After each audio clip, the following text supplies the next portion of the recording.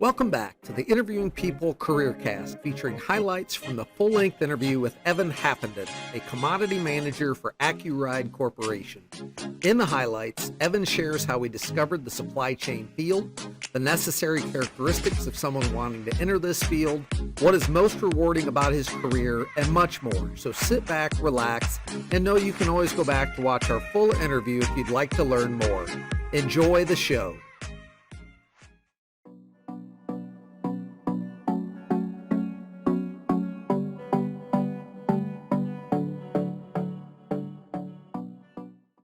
Supply chain was not on my radar at all. I had no clue what it was. It really, it just didn't make any sense to me when I actually went to college and I went to Bowling Green State University, and they were heavily recruiting for the supply chain program. So they were giving out shirts and brochures and things on that. So I said, hey, might as well give it a try. I didn't know what I wanted to do. I wanted to go into business, and I didn't really know much else beyond that. So, looked into it a little bit more, got into a few of the classes, and it's something that really spoke to me about, I don't even know what it was that spoke to me. It just all kind of clicked together there. I took multiple classes. They do a really good job of spreading it out for your business administration degree, giving you finance course and accounting and supply chain, those type things. And supply chain was the one that really clicked, got good grades there, and said, something about this is just right.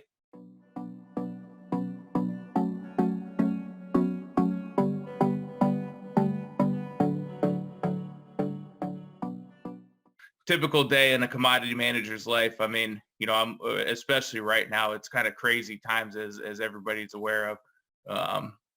Just navigating different commodity markets. So my big ones currently are aluminum and steel. We need those to make our wheels for the trucks. You've probably seen a lot of our product on the road, and just never realized that was an Accuride product. Most of that's, made here in the U.S. So we do have a lot of safeties there. But again, in terms of commodity management, my predecessors and myself have done a really good job of trying to mitigate risk by having multiple sources for that aluminum and steel, geographically trying to be diverse, not just setting up as close as we can to our plant, but sometimes for cost diversity, we go overseas. Sometimes, we've got a lot of safeties here in the U.S. Because we are a U.S. manufacturer. So that, and then analyzing the market, figuring out where you can get your best cost, best delivery, best quality. So it's just a lot of data analytics, a lot of relationship building with your suppliers. I was just down in Mexico last week for a little bit, launching a new program. Our supplier quality manager has really done a good job of developing, and I was there for kind of end game support, a little commercial side of things. But so it's a lot of moving and shaking, and especially right now with the markets being as they are.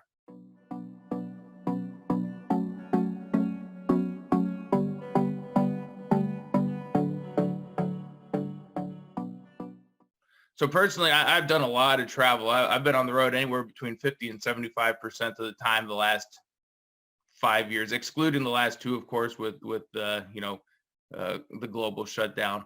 But as a commodity manager, my role kind of gets blended. We're about a mid-sized company, I'd say. I think we're $1.2 billion.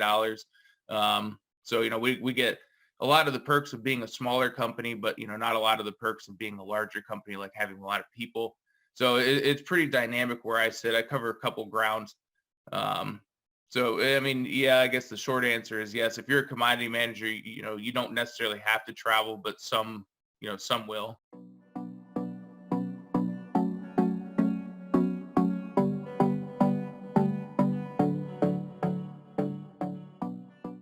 There was a couple of people in college that really helped me, get my head on straight. I mean, I went in first semester. I actually did really good my first semester, and I think I got a little bit too comfortable in that type lifestyle. And then I really took some courses that I didn't quite understand, and I'll be honest, I got C's and D's in them, and that was atypical of my grades from high school, and I didn't really know how to fix that. So there were a couple of people that really helped me out, and kind of fostered that. And I had long-term relationships. I mean, Van Buren's a great place for, developing those. I got friends that I still talk to today.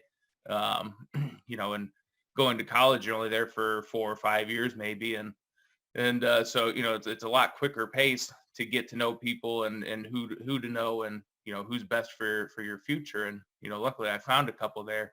Um, so, I kind of took that to the next step. And when I started my career and, I relied heavily on people. I mean, the old saying, it's not what you know, it's who you know. I went in and said, hey, I don't know anything. You guys, teach me what you know. And so, there's a couple of suppliers that I really know and I really trust. And, again, to this day, I don't know how long it's been, 11, 12 years later. Um, those are the guys that I still call on, almost a weekly basis to try to help me out. Things that, they've done for me, obviously, they come to the table. A lot of what we did 10 or 12 years ago when I was a buyer was cost savings, cost savings, cost savings. And, whether that's going through price negotiation or figuring out how to reduce the amount of inventory on hand or things like that. We got to survive as a mid-tier company. We're fighting off a lot of overseas companies, and, they have a lot less labor costs than we do. So we really held our own in the marketplace. And again, today we're still a leader because of some of those efforts. So, those suppliers were really critical in coming forward with me and making those things happen.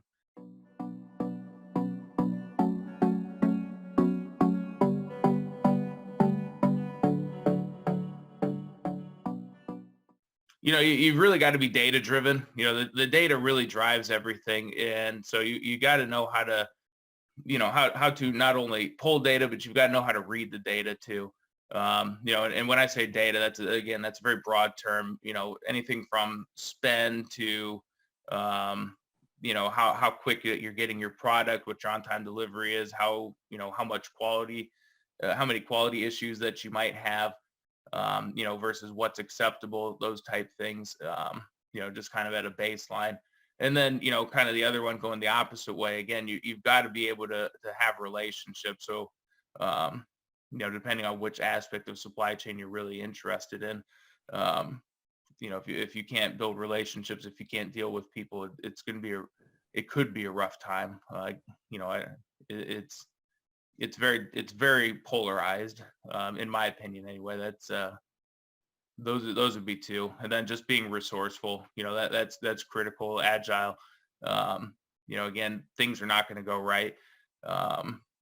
Every time I get something set up, something else goes wrong. So, it's just a matter of balancing and not fighting fires every day and just making sure that you can problem solve and execute and just be agile in what you're doing to get to the end goal.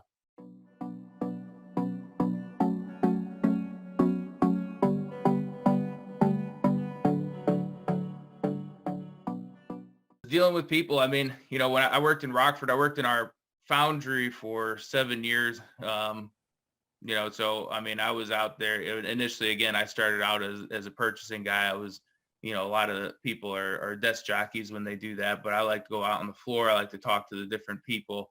So, meeting new people, within the floor and people that, they don't know what you do. So you can go in there and kind of explain to them and why you matter and learn why they matter and how you can work together. And so I think that's the most exciting thing, because then, the next day on the floor, they might tell you, hey, we have a problem with this, this nut or bolt. And we've had that for 6 years. And so can you help? And, you go in there and fix it for them, make their job easier. And then, again, you start off those relationships, and then they're constantly helping you with your career, and you try to help them, with theirs. And so I think that's really, really rewarding to me. Constantly be learning, and again, in high school, I mentioned earlier that, I was good at high school. I think I graduated number 6, which, was, and to me, it wasn't that hard in high school. I went to college. I did great my first semester. And then all of a sudden I got kicked in the teeth, and I had stopped learning there for a little bit. Always look for new opportunities, look for things to learn. I mean, I've changed parts out in a car. I've screwed things up, and, I've gone back and fixed them. Again, I'm learning all sorts of different supply chain responsibilities. I'm learning all sorts of different stuff about, who I am and what I can do. And, not everything's going to be for us, but I think, if you stop learning, then you really stop growing. And so just keep on, don't get comfortable with where you are, because there's always a bigger challenge in front of you.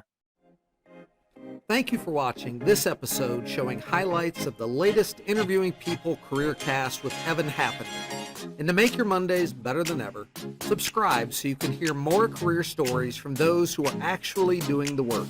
Thank you for watching, and as always, remember that the best part about Mondays is interviewing people.